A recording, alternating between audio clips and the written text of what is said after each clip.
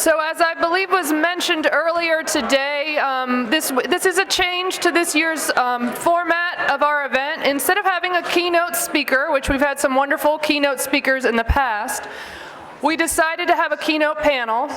There's been a lot of buzz within our state, within our Mid-Atlantic region, about the opportunities for farmers and aquaculture growers, as you're going to hear about, to participate in ecosystem trading markets. Some of these markets we've been talking about for a lot of years. I think at the very first event 5 years ago at the first Agriculture and Environmental Law Conference, we talked about nutrient trading. We're glad to say we're here. We're open for business. We're open for business. It's time. So we've gone from the theoretical to actual opportunity, so it's really exciting. So we're very pleased to have Dr. Chris Johnson from the Nature Conservancy, Dr. Lisa Wanger from University of Maryland Center for Environmental Science, Dr. Suzanne Dorsey from Maryland Department of the Environment, and Matthew Claggett also from Maryland Department of the Environment. So please help me welcome them.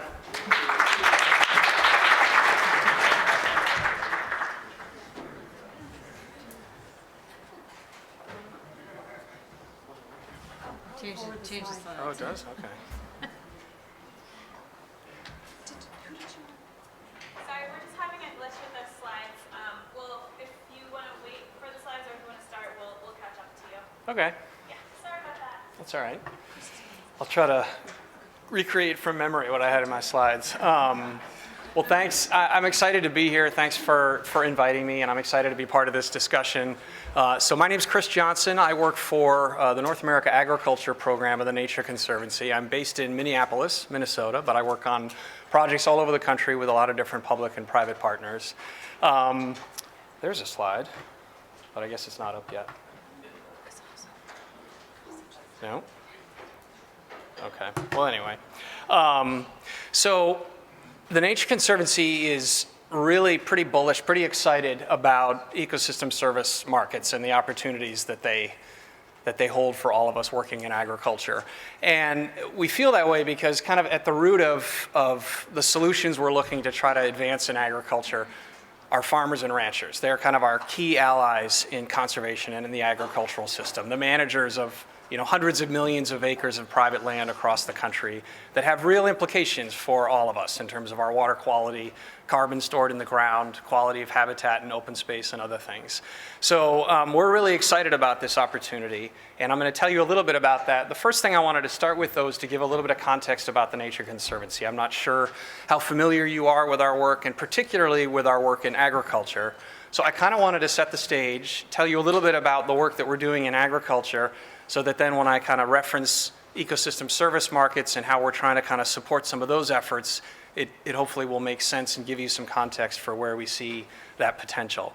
So the Nature Conservancy is a large conservation organization, global conservation organization, founded almost 70 years ago. We started as a land trust, but we've expanded beyond that. We work now in 74 countries globally. We have nearly 4,000 staff people. Oh, look at that. There are my slides. And here's our mission. So our goal is to, pretty ambitiously conserve the lands and waters on which all life depends. And we think about that not only in terms of biodiversity, in terms of important habitats and ecosystems, but we really are using a framing of thinking about the benefits, the lives and the livelihoods that healthy functioning ecosystems support, right? We all rely on food, we all rely on clean water, and so making that connection between how we manage our lands and their health and all of our lives and livelihoods is a key part of achieving our mission. So as I mentioned, we're a big global organization. We work all over the world. At the key of our staff are hundreds and hundreds of scientists. We're a science-based conservation organization, so everything we're trying to do is guided by science, whether it's in agriculture, in forestry, in climate change, whatever it may be. And so that's just a key thing that I wanted to mention. So we have two priorities to try to achieve some of those global missions. Here in North America, we have our North America Agriculture Program, which is trying to work in two different kind of systems at the same time. The first one is in row crop agriculture. And our main goal here is to try to work with our partners to advance the adoption of these better management practices, soil health practices, nutrient practices, things like cover crops, reduced till, no-till, crop rotations, things like that. And we're working on this because we know from experience all over the country over the last couple decades, working with farmers, working with other partners, we know that in many places, adopting these practices can have real benefits. We've worked with corn and soybean farmers here in Chesapeake Bay on wetland installation, restoration, and recreation, and managing ditches. We've worked with dairy farmers in Wisconsin on applying no-till and cover crops and manure management, and we've seen outcomes in terms of reduced phosphorus in local streams and lakes.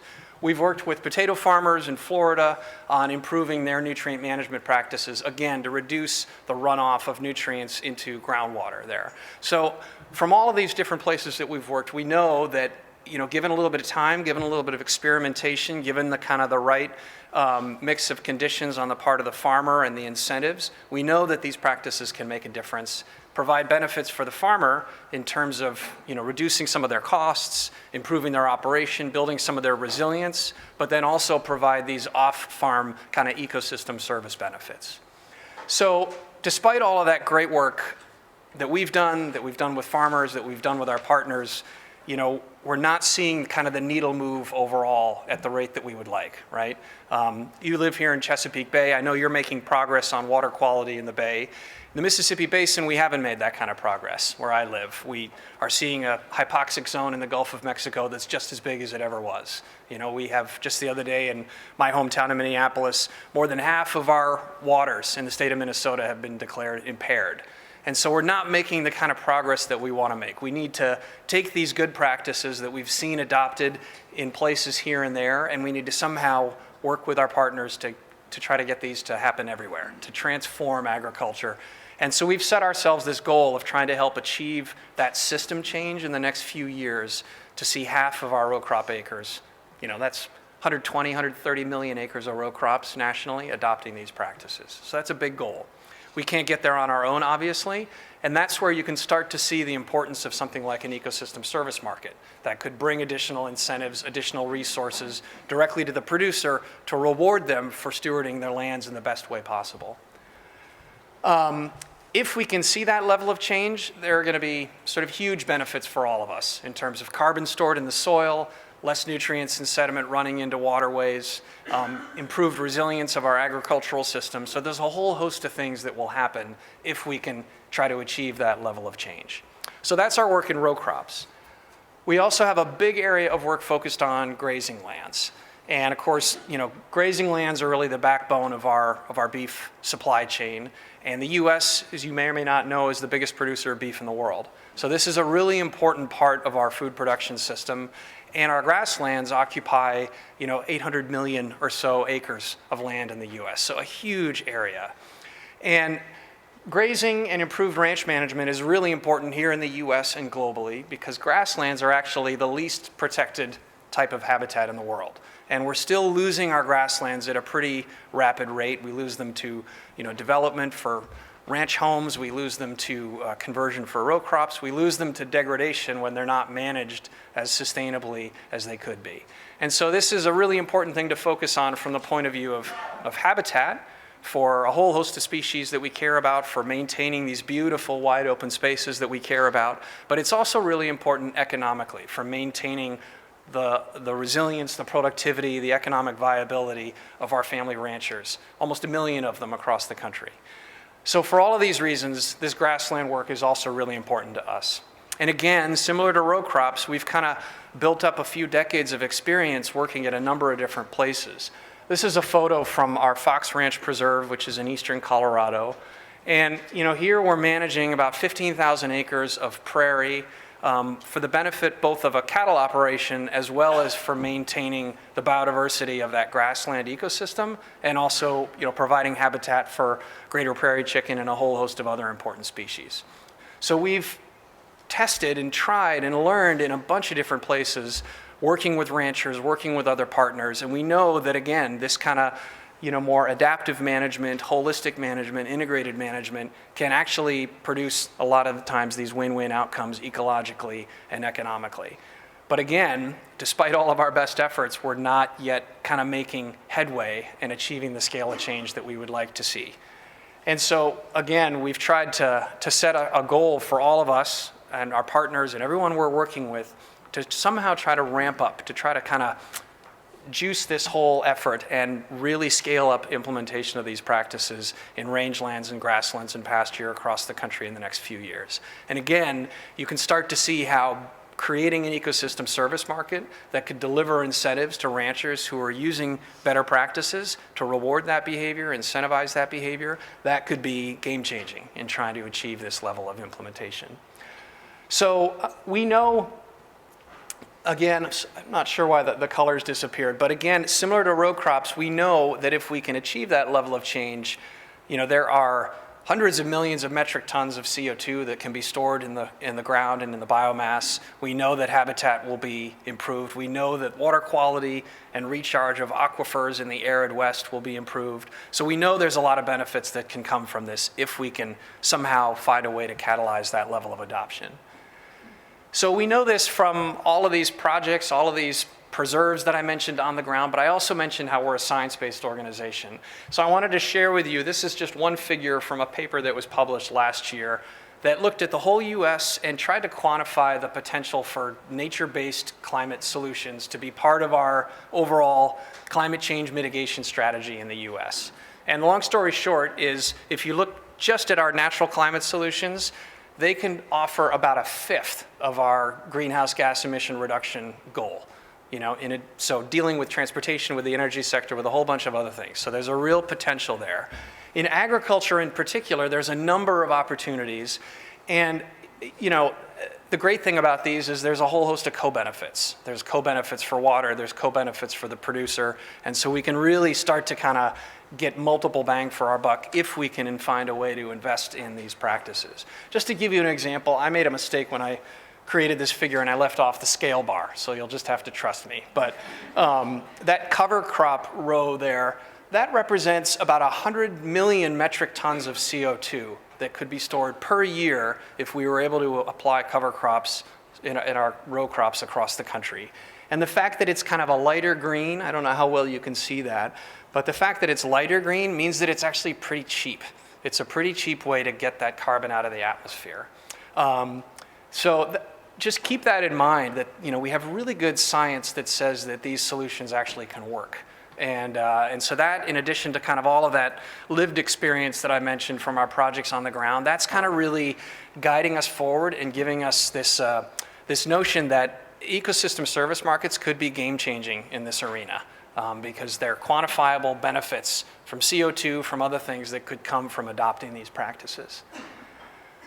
So another way that we know that these things could work is that we've actually been part of pretty successful payment for ecosystem service programs elsewhere in other arenas. So about 15 or so years ago, the Nature Conservancy started kind of developing and applying this model that we call water funds. And we didn't come up with this, but we've been starting to apply it in a lot of different places around the world, in Latin America, in Kenya. There's actually a water fund potentially in development not too far away here in the Delaware River watershed.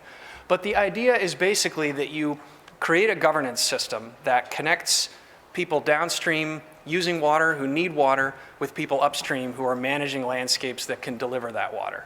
And so if you can incentivize better management upstream to produce cleaner water and to provide sufficient water, that can provide benefits to the people downstream. You just have to kind of close that loop and create those relationships. And it works really well. Like I said, we didn't create this model. This is a photo of the Papacton Reservoir in upstate New York. Many of you probably have heard this story. It's an oldie but goodie. But this reservoir is one of the major sources of drinking water for the city of New York. And in 1997, the city negotiated with the EPA, with the state of New York, with cities, counties, agricultural interests, to basically invest in improved management of this watershed for the purposes of avoiding investing in capital improvements in drinking water treatment systems in New York City. And so, 20 some years later, that's what's happened. The city water utility has spent about $1.5 billion to maintain forest cover and improve management upstate, but they've avoided, $4 to $5 billion in treatment upgrades. And so this is just an indication of how this payment for ecosystem services model really can work if you get the governance right, if you get sort of the science right, and you connect the beneficiaries with those who might manage land differently upstream. The problem, of course, is you can't it takes a lot of startup costs to create a water fund in each and every new watershed you might go to. And so instead, wouldn't it be great if we had sort of a large-scale, systematic, comprehensive ecosystem service market that could much more directly connect with farmers and ranchers and producers across a large geography in a much more sort of systematic way, right? You'd sort of streamline those transaction costs and make it more efficient to participate. Well, that's happening, starting to happen anyway. So there's a new initiative that started just earlier this year, and you all can, if you can see that URL, you can Google this and learn more about it. But the Ecosystem Service Market Consortium is a nonprofit, multi-party collaborative effort that the Nature Conservancy is part of, and a whole host of companies are part of, and some other NGOs as well. And the whole idea here is to create a market that is focused on agriculture, that's facing towards the farmers and the ranchers, and it basically creates this relationship linking producers and their ability to manage their lands in a way that could generate credits with companies and others who might want to buy those credits. And there's a whole lot of work to do to kind of make sure that the quantification process is scientifically based and rigorous, and to make sure that the transactions can happen in a transparent way, to make sure that the institutional relationships are built up. So all of that is ongoing right now. And their goal is to launch a functioning market in 2022. And they're doing a series of pilots in the next few years to make sure their protocols work, to make sure that if they say there's a ton of carbon coming from an acre of wheat in Kansas, that they feel pretty confident about that. And the company that might buy that credit can feel pretty confident about that. So this effort is really, it's really exciting. There's a whole bunch of work involved. There's a whole bunch of moving parts and entities that are coming together. But I think this holds a lot of promise for, again, trying to unlock some of that transformational change that, that I think we all would like to see in agricultural systems, because we know we want to have a sustainable and resilient food production system, but we also know that we want these other benefits in terms of water quality, stored carbon, improved habitat, and things like that. So creating a market like that can help us get there, and it can probably help us get there in a rigorous way, a scientifically based way, in a fairly efficient way, rather than sort of building a one-off, watershed by watershed. It can help us connect producers and the work that they do to manage their land and implement practices with companies that might want to buy those benefits. So that's kind of the emerging sort of state of the institutional development on the ecosystem service market front with regard to agriculture. There are a couple other sort of private companies that are dipping their toes in this space too, and I can answer questions about those if people have them. But I'd encourage you to look into this and try to ask some questions about, how could this touch down sort of, here in the Chesapeake, in Maryland? What are the implications for local producers? How could they participate? What would have to work in one way versus another for it to make sense for producers to engage in this? So anyway, I hope that provides some useful context to what the Nature Conservancy is doing, and then also how we hope that ecosystem service markets in this space can really kind of help advance the change we want to see in agriculture. So thanks for listening.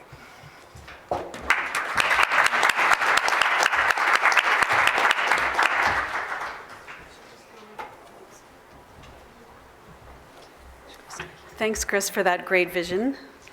I am now going to take you into one of these markets, and I'm going to ask you to think a little bit more about the details, so get ready for that.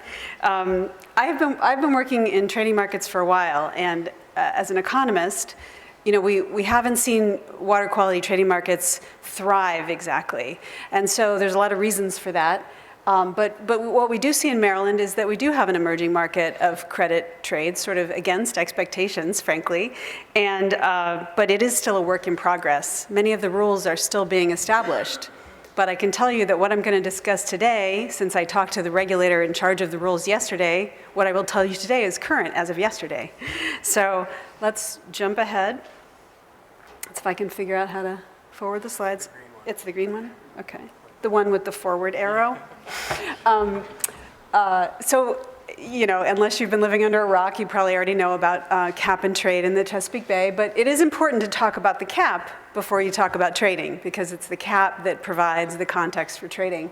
And so because we have this cap on nutrients in the Chesapeake Bay that's designed to restore aquatic habitat in the bay, and that cap is roughly a 20 to 25% reduction in nutrients and sediments compared to 2010 loads. Because we have that cap, that's what's going to enable and creates the incentive for trading. How might trading work? So the basic idea behind trading is that it helps you reduce the costs of achieving the cap.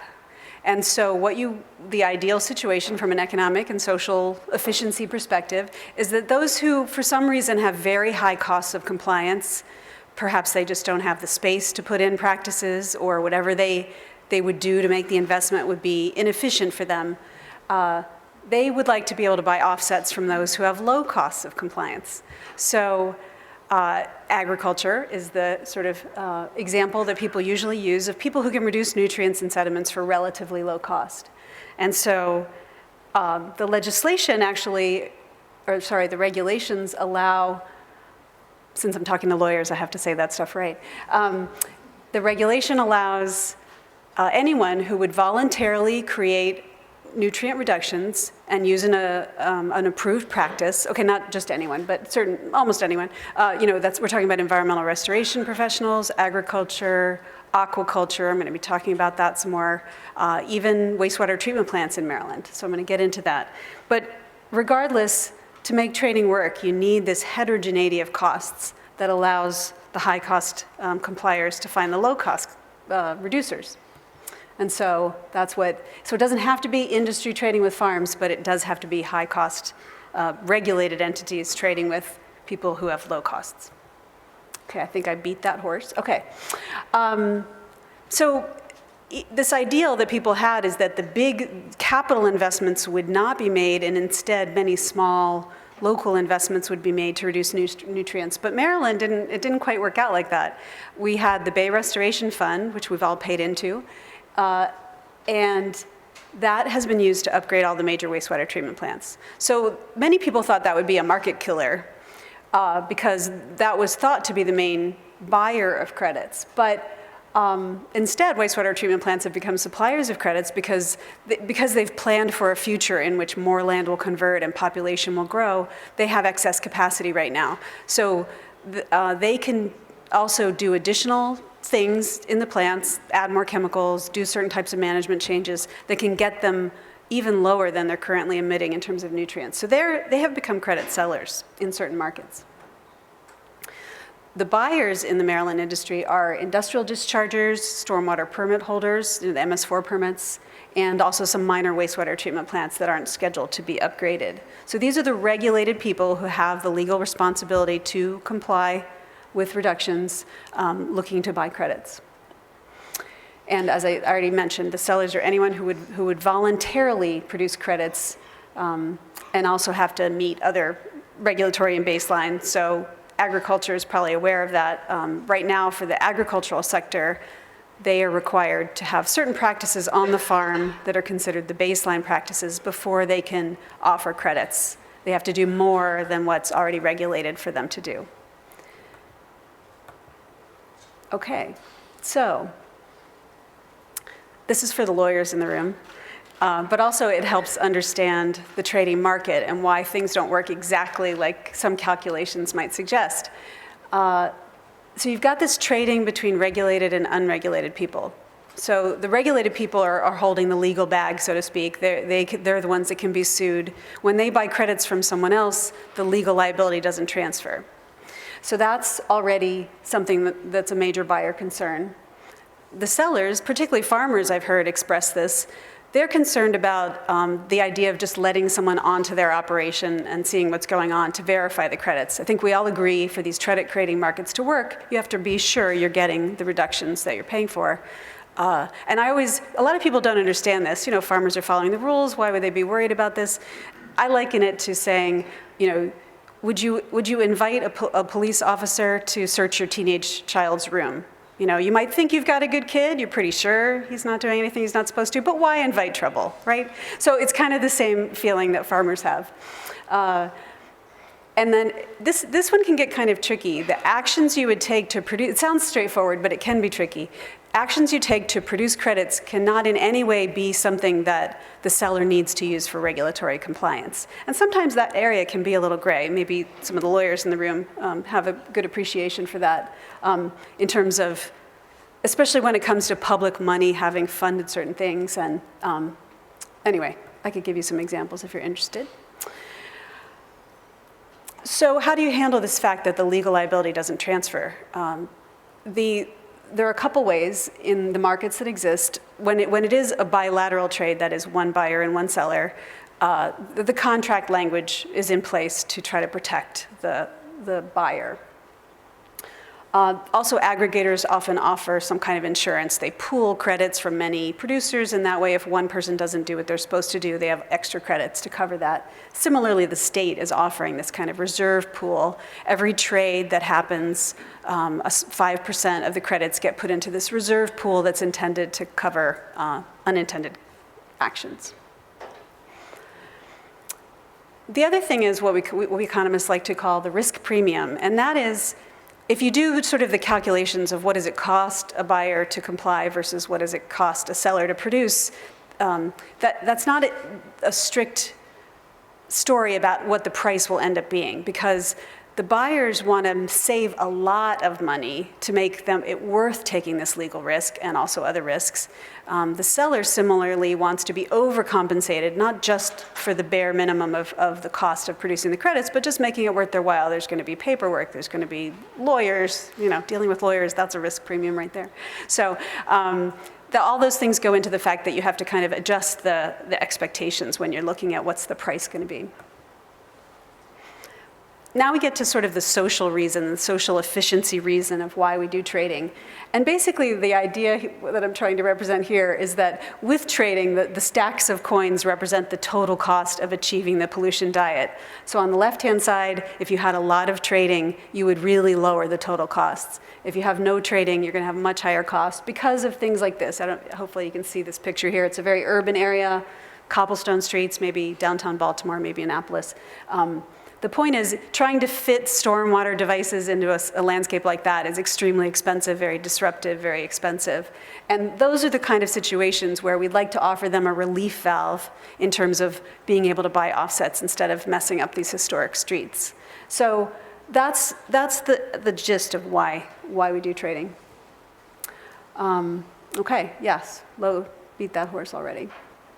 So this analysis that we just did for the Maryland Department of the Environment really shows the potential cost savings. So the median dollar per pound of nitrogen reduction in the stormwater sector, now this is money already being spent. So MS4 permit holders are already spending an average of, or median value of over $1,000 a pound of nitrogen and over $8,000 a pound of phosphorus. Now they're getting other benefits too, but when you break it down, that's what they're spending.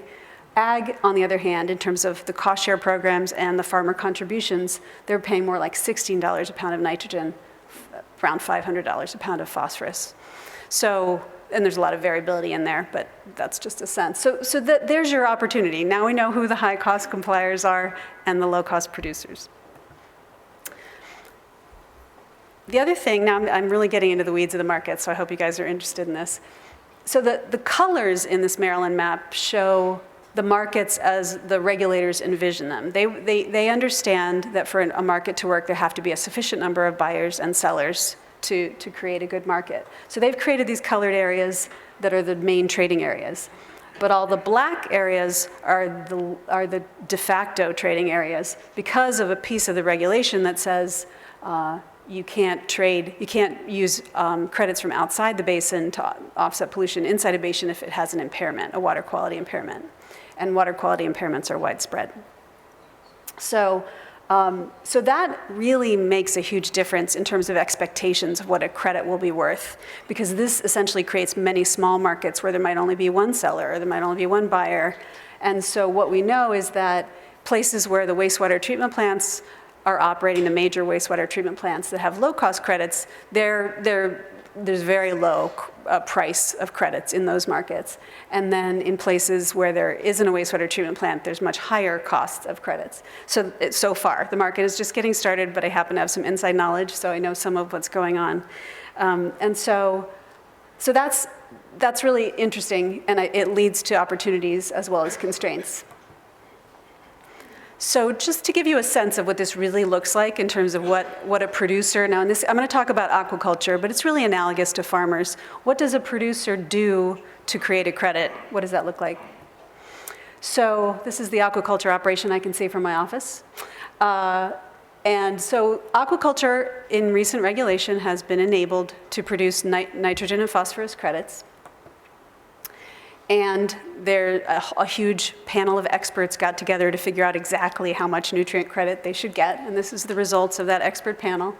The table, that's just a tiny excerpt of the table, but depending on whether you're doing diploid or triploid oysters and the size you're going to market them at, you have an established nitrogen and phosphorus content per oyster. And so an example, I was afraid you had handouts of these slides, so that's why there's strike-throughs. I gave a version of this slide to someone that had a different number of bushels of oysters the number of oysters per bushel, and I fixed the numbers to represent our current best understanding. So anyway, our current best understanding is for an operation that produced 10,000 bushels of diploid oysters a year, and assuming 275 oysters per bushel, gives you, that person would produce 545 pounds of N and 60 pounds of P per year. And so, almost all of that's now eligible to be sold.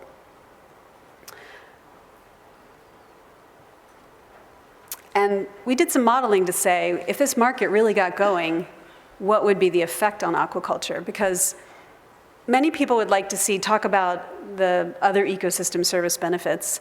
Many people would like to see aquaculture emerge as a strong industry in Maryland because of the benefits to water quality and habitat and even helping the wild catch oyster fishery. There's a lot of spillover effects. So we did this model that said, basically, is investing this way going to generate more growth in the industry? And so what we found, what this graph is showing, there's a lot of information here. We built a model that basically had the profit function for watermen, or for aquaculturists, sorry. And what the gray and blue bars show is sort of the steady state oyster. So that's not exactly true. This is if you took the current growth trends and projected them forward. This is how much production you would have in the year 15 years into the timeline. And then the orange and the yellow bars, I told you there'd be some details. This is it. You have to put on your thinking cap. The orange and the yellow bars are how much extra production we got because of trading. Now, why are there 4 bars? On the left-hand side, we have a $10 credit price that's based on looking at published prices in markets all around the country. So there are these markets where people list what the credit prices are.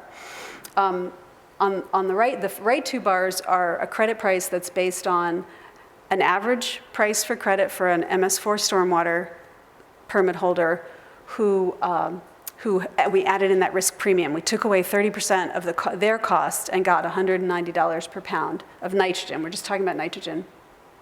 And so what you see, and then the other 2 differences is all of the oyster aquaculture production eligible to trade or only some of it?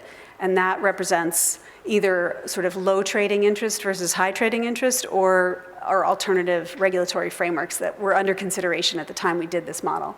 So what we see is that if you end up with the high credit price of $190 per pound of nitrogen, you really do induce a lot of growth in the industry based on that idea that profits drive industry growth. And so you also see a lot of extra nitrogen sequestered. But the low credit price did almost nothing. So this represents those different markets I was telling you about. There's markets where there are going to be low credit prices because of wastewater treatment plant credits, and there's places where they're going to be much higher. I can tell you this 190 value is not outside the realm of possibilities. And so based on current trades. So that is interesting, that it really does actually cause growth and at a sufficient level to generate some public benefits. So our results are that if the price is sufficiently high and all production is eligible for trading, oyster aquaculture could be encouraged to grow more quickly. If you're allowed to stack nitrogen and phosphorus credits, so this came up earlier today, stacking is when you can sell credits independent. So I would sell the nitrogen to someone, the phosphorus to someone, more likely the same person. Anyway, then you can get money for both. That effect of industry growth goes way up. We only looked at nitrogen because it wasn't clear whether the policy would allow stacking, but now it does. And we're just assuming that higher profits will drive the industry growth. So just to wrap this up, trading, is intended to lower the cost of meeting a pollution cap, but also create co-benefits. Those buyers are the ones with high cost of meeting a legally enforceable permit. In Maryland, the prices will tend to have a large range due to supply and demand conditions. And these prices need to include this risk premium to compensate buyers and sellers for taking these risks. And I think you'll see after the next speaker's talk how this really relates to agriculture as well. But it's kind of the same in the weeds that you would need for an agricultural producer. I think that's it. Oh, and financial gains really are motivating participation as we wanted. So that's good. Thank you for your time.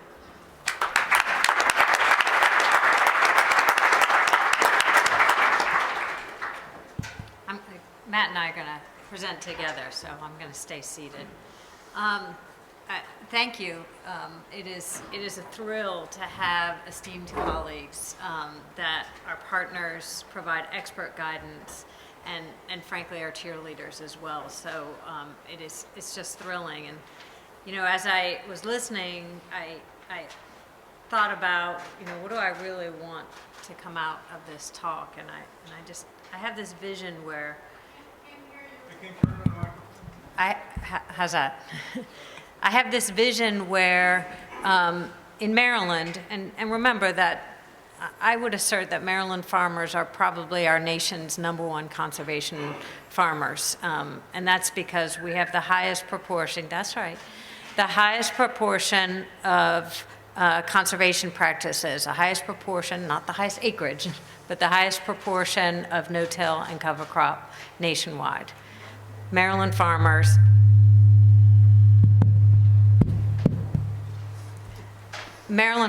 are making a difference, and they're making the difference with clean air, clean water, and clean land. So that's a really important starting place. But I envision a future where Maryland farmers take advantage of their ability to put more environmental practices on the ground, and in so doing, they're paid annually for the ecosystem services that those practices provide to the citizens of Maryland. And further, that while they reap that financial benefit, that they also reap the co-benefits of good agricultural practices on the land. So remember that this isn't just about nitrogen reduction, but the idea that these conservation practices also promote healthy soil, which can increase yield and produce more products on the farm. Did we leave the clicker up there? Thank you. Thank you. Okay, green, right? Big green. Okay. So what's happening in water quality trading in Maryland? The water quality trading is a water quality marketplace. You've heard about that. And it's transactions in Maryland between different sectors, okay? So you've heard Lisa talk about oyster aquaculture and wastewater treatment plants. So different sectors which we regulate can trade for the benefit of ultimately reducing nutrients that transfer into the Chesapeake Bay. What's a really important probably the most important take-home message that you all remember today is that in Maryland, we are open for business for water quality trading. It is happening right now. It's real. This is a market that is actually active and engaged throughout our state, and it's generating more and more interest. And I hope that our agricultural partners will begin to really think about how it might benefit your practices. So what's happening now? We have wastewater treatment plants trading, as Lisa described, to stormwater management regions, to counties.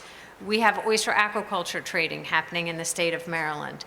We have private entities trading for to public entities and vice versa in the state of Maryland. Some of these you're going to hear about in the news as early as today. We have a private sector trade happening that will go to a public sector. Others will be more quiet, but it's important to know that we are open for business for water quality trading. Now, our goals at the Maryland Department of the Environment are basically to enhance Maryland's effort to protect and restore its watershed.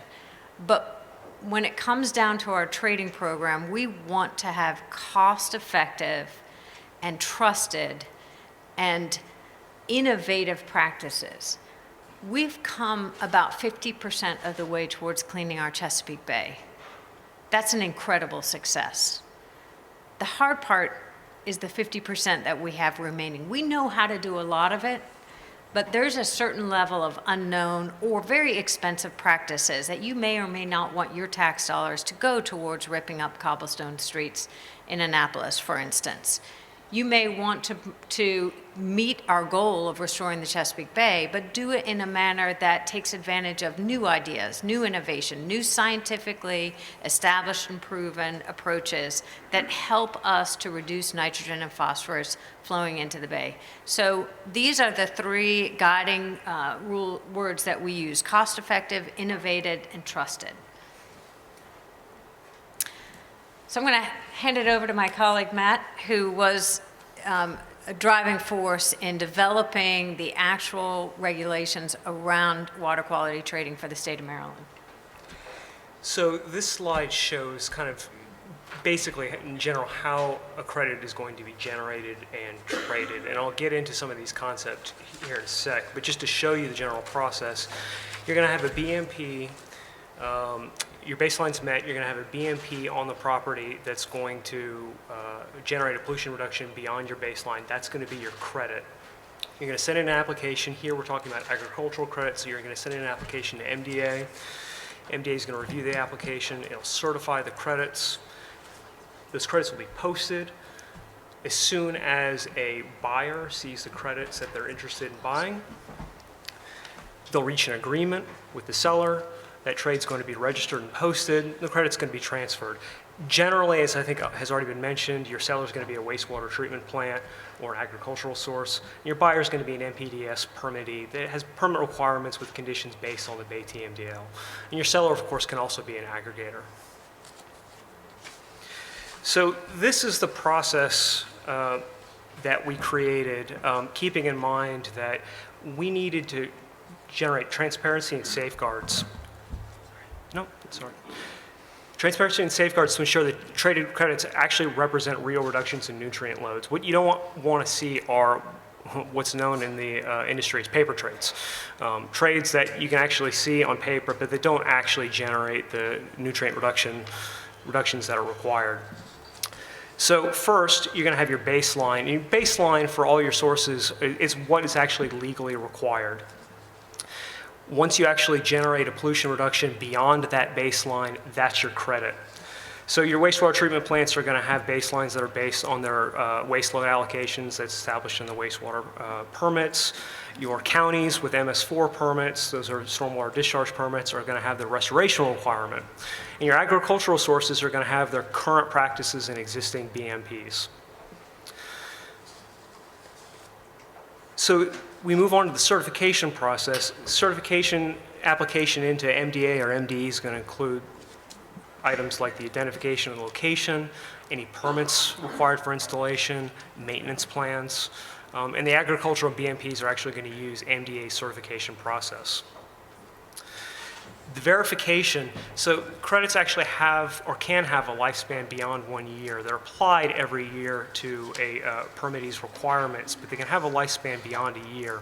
And so we needed a verification process to ensure that past that 1 year, the BMPs are still generating the pollution reductions that they were originally certified for.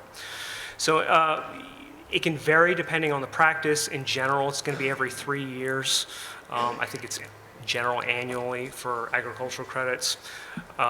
The verification needs to be performed by a verifier. It's an approved verifier by either MDE or MDA that doesn't hold an interest in the operation that's actually generating the credits.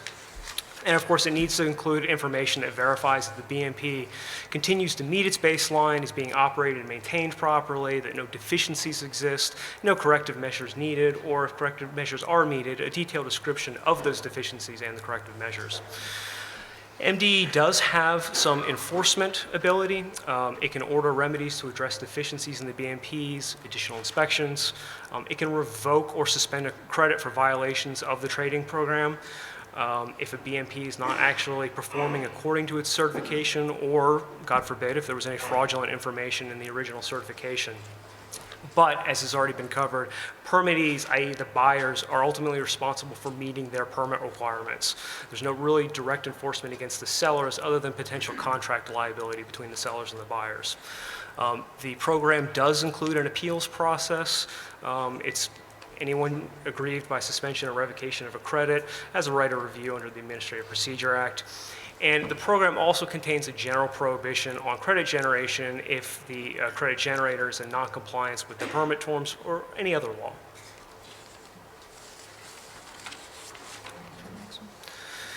So again,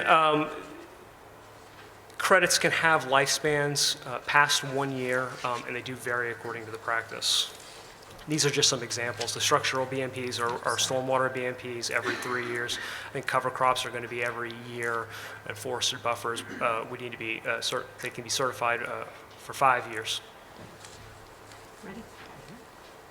So I think Lisa went over a good oyster aquaculture analysis, and I just really want to emphasize that we are seeing oyster aquaculture trades in 2019 in Maryland. It is happening.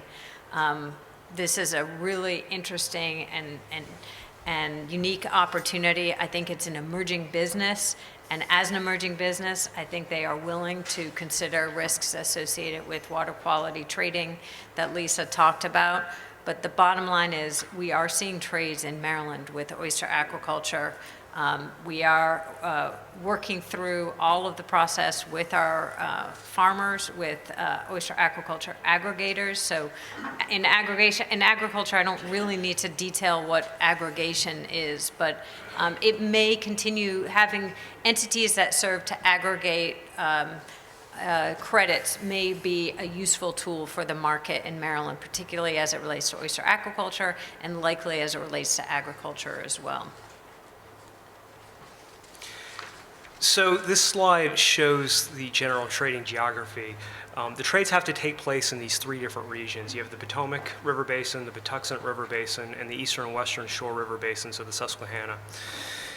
The program also includes trading ratios, and these are kind of numeric adjustments that apply in certain conditions. There's an uncertainty ratio that applies to compensate for possible discrepancies in the actual pollution reductions resulting from inaccuracy in credit estimation methodology or kind of in project performance.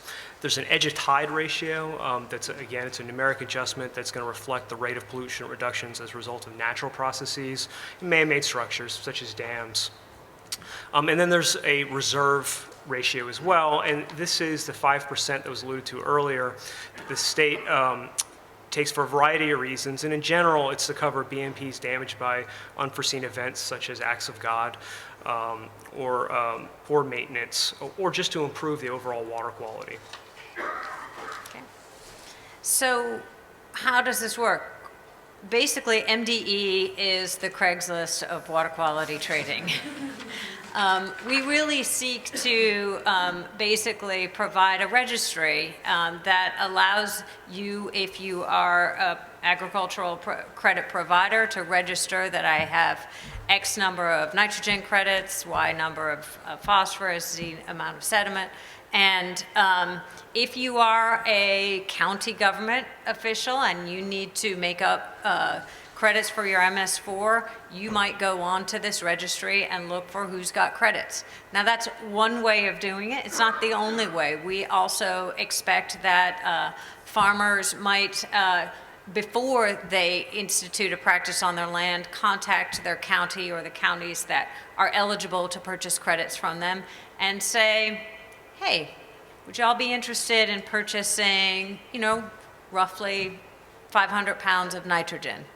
And before they make the investment or partner with an NGO to make the investment of improving BMPs on the ground, they determine that they do actually have a buyer in place. The legal community is crucial in their role is providing the contract between the buyer and the seller. MDE serves as we ensure that the credits are verified. We ensure that it meets all of our standards in terms of a credit trade. We certify the trade, and then we ensure that it's monitored over time. So we basically are the Craigslist of water quality trading. And I have in the back of my head a conversation that I had with Lisa a little over six months ago, where she said, look, Suzanne, the key is keep it simple. So I'm not promising you that it's simple behind the scenes, but I am promising you that we're doing everything we can to keep it simple from the perspective of buyers and sellers.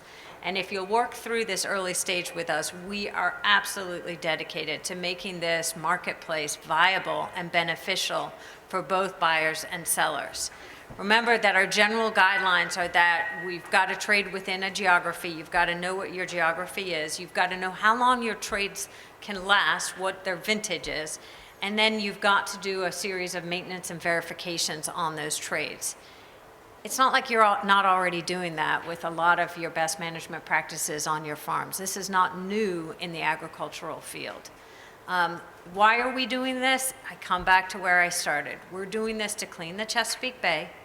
We're doing it to provide cost-effective, trusted, and innovative practices that will allow us to meet our ultimate goal of clean local waterways, in addition to a clean and healthy, restored Chesapeake Bay. So I do have technical staff that are working every day on this issue, and I'm happy to share their contact information, but we're happy to take any questions if the audience so desires. Thank you.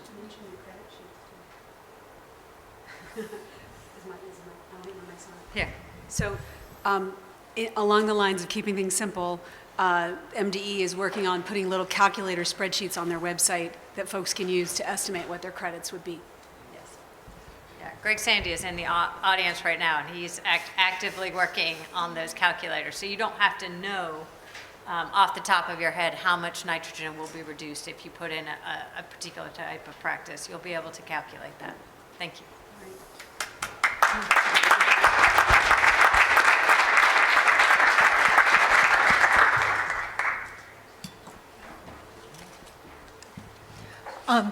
Other than cover crops, I saw cover crops listed.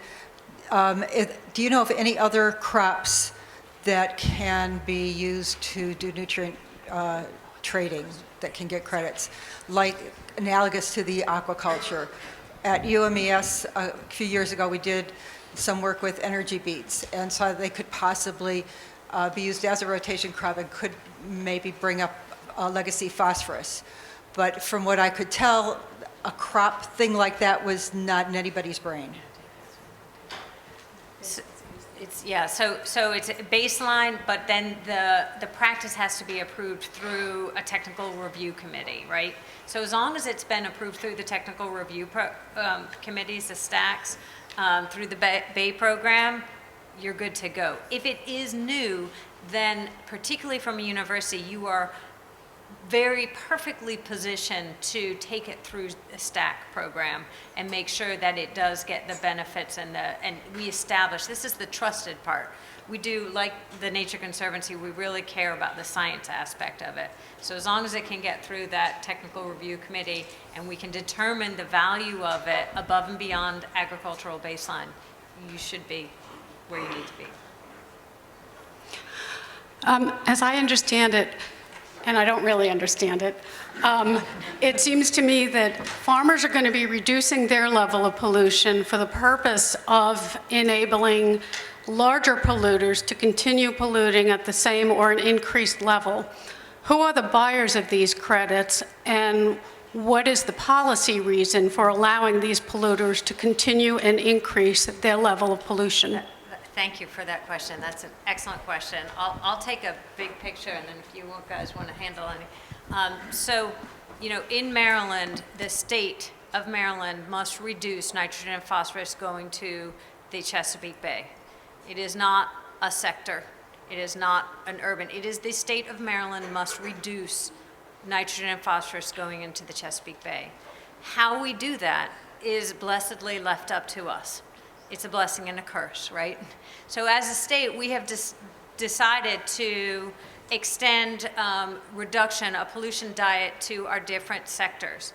So we can use state resources and pay, as Lisa suggested, thousands of dollars to reduce the water that runs over streets in urbanized area. We can dig up the streets and we can install pipes and we can do things like that. It is very expensive.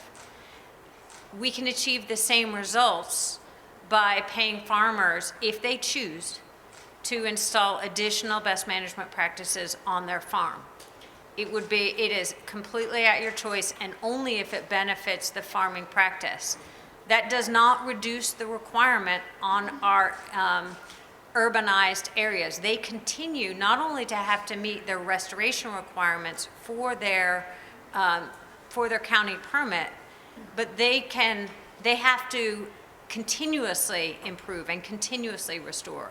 So it can buy them time so that they can choose restoration practices like planting trees, like installing a green street. It can buy them time to get there. It does not alleviate them of their requirement to address their pollution. And remember, as a state, we are required to reduce nitrogen and phosphorus. We are not required to do it by sector. Does that make sense? Lisa, do you want to add anything, Chris? I would add something. I don't know how to turn this on. Here, use mine. Use mine. Does that work? Okay, good. So, yeah, I think we just want to big picture this.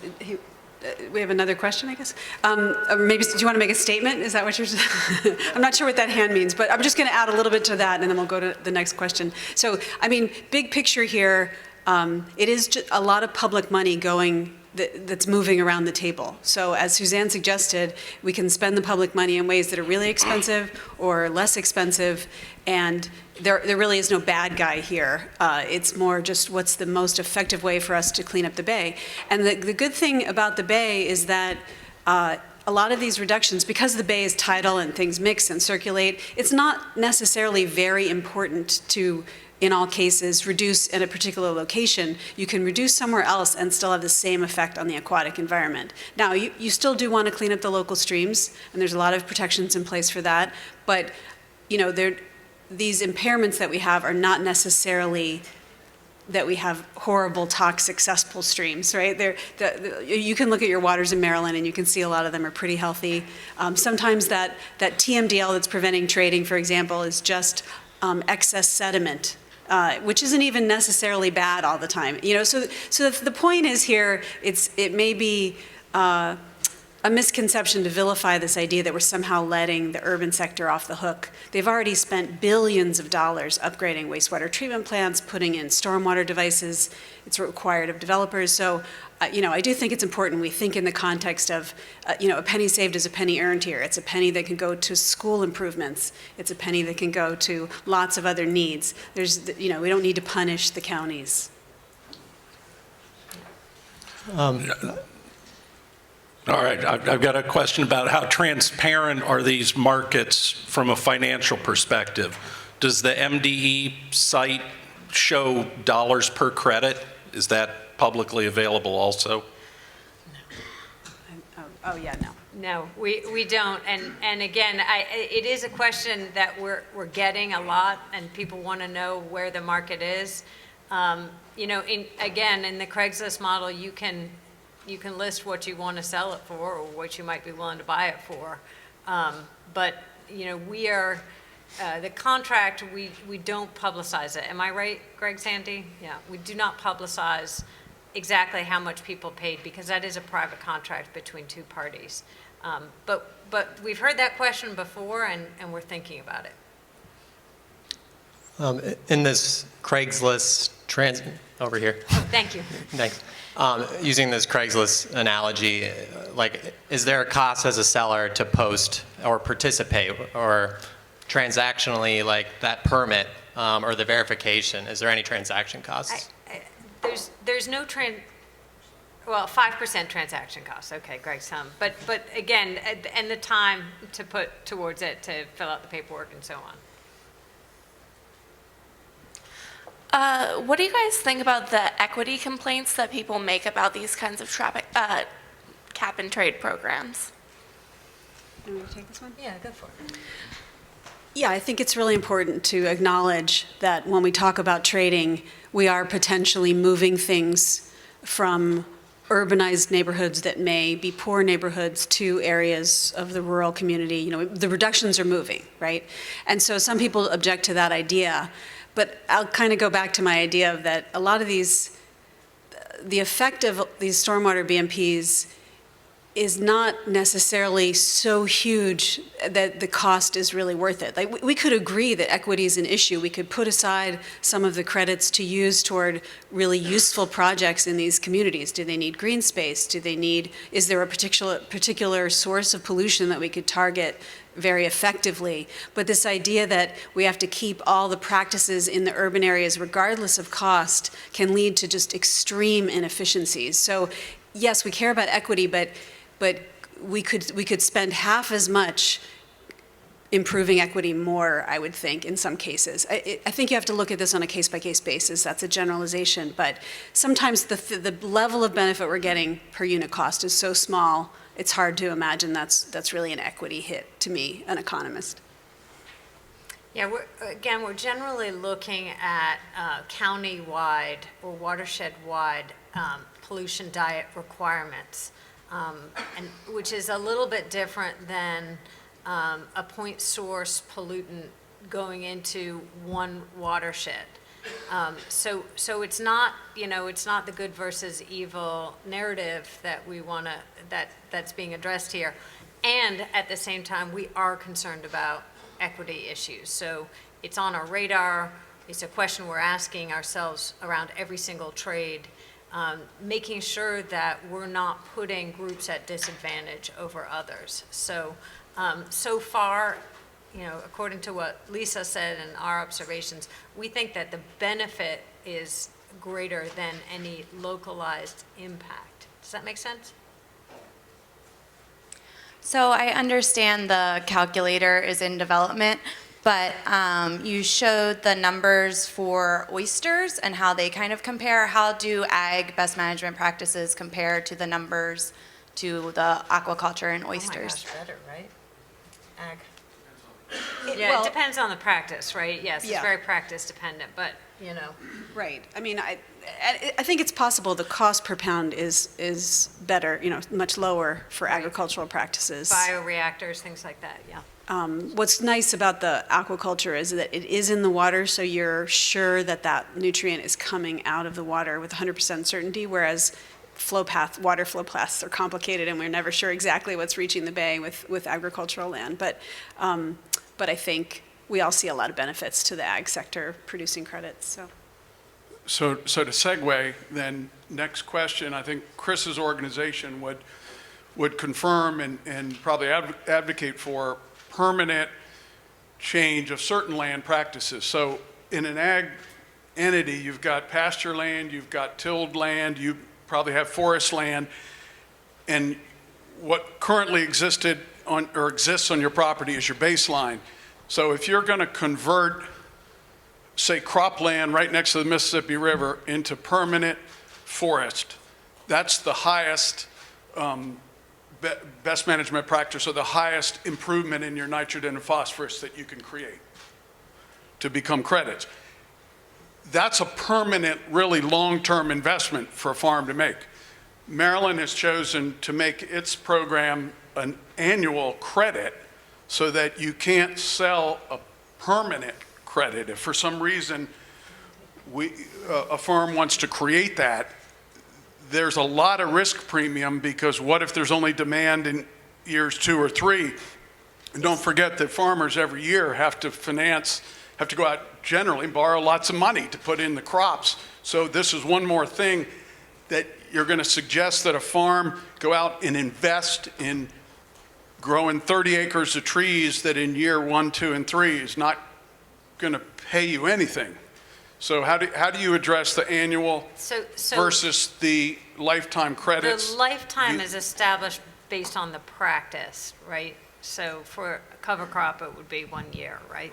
Okay. But for other practices, installing riparian buffers, you've got a different lifetime for that. And you know, you can invest longer term. You can get more credits annually from that, as long as you have a buyer who's willing to buy them over the length of that lifetime. But the lifetime, the investment that you're making it should be dependent on the practice that you're putting in place, and different practices have different lifetimes. Yeah, I would imagine that with longer-term practices, there's a certain certainty there that a buyer would probably appreciate and might be willing to pay for. If the buyer needs it, but my point is you're still at the mercy of that buyer, and it's almost like most of us probably have home mortgages. It's like all of a sudden you're saying, oh, wait a minute, this guy's only giving me a 10-year loan, this one's a 5-year loan, and that's the way the market used to be, and it all standardized into a 30-year home mortgage because that became more secure. I'm not seeing anything like that for these Where more you see it extreme is conversion. the Chesapeake Bay program, it has a TMDL. You know, we have to achieve a certain level by 2025. It doesn't stop after that. That the demand to keep our pollution, our nitrogen and phosphorus and sediment, reducing, you know, keeping that low is going to continue. So the Chesapeake Bay program doesn't end. Our TMDL program is not going to end. The demand will continue to be there. Our permitting program, which enforces that, is not going to end either. So I don't see it as a short-term time frame. Well, then are you all suggesting that longer-term contracts do exist, that maybe one of the MS4s, and let's use downtown Annapolis with the cobblestone streets because it's easier to visualize, then it might pay for a 20-year contract? Are you negotiating any, is really my question. Yeah. Does this program offer that? We're not negotiating, but Anne Arundel County is negotiating with wastewater treatment plants in Anne Arundel County, right? So yes, that is happening. Now, what exactly is in all those negotiations, I may not know all that. And again, you know, but we know that there's a 5-year permit that's about to drop on Anne Arundel County this December. And they're going to have some new goals that are being set. So presumably a 5-year in that case. So that's And then right as that one ends, they'll have another 5-year one, right? They're never not going to be regulated by the state. Chris, do you want to add to that? Is this program offered to the second largest horticultural businesses in Maryland, the greenhouse, nursery, golf course? We follow best management practices. Is the same program offered to us as well? I see my buddy Steve Black in there, and he knows that, yes, 100% yes. Let's sit down, let's talk about it. Let's get together and let's talk about opportunities for your industry. Thank you. I think that'd be a great plus for our industry. Thank you. Transparency and predictability, I think, are essential to getting new participants in the market and engaging the ag sector. If the department doesn't publish contracts or specific deal prices, would you consider making available annual averages or providing market information? I think inducing new players in the market is really important to provide them a sense of what credits are trading for with some level of granularity. Not that I'm I'm just asking my attorney if there's any reason we can't do that. Any reason we shouldn't do that, Lisa, Chris, any? You could distort the market, but you would also potentially invite participation. So there's trade, like many things, there are trade-offs to doing that. Yeah. Right. It's almost one of the most common questions. So yes, we are very much considering if and how, and hearing it again today is just reinforcing that we've got to address this. So we are open to addressing it, yes. Thank you. I hate to end it when there's still hands in the air, but we got to keep it moving because I know everybody had some horrendous traffic and you don't want to have to deal with that going home. So please help me thank our panelists.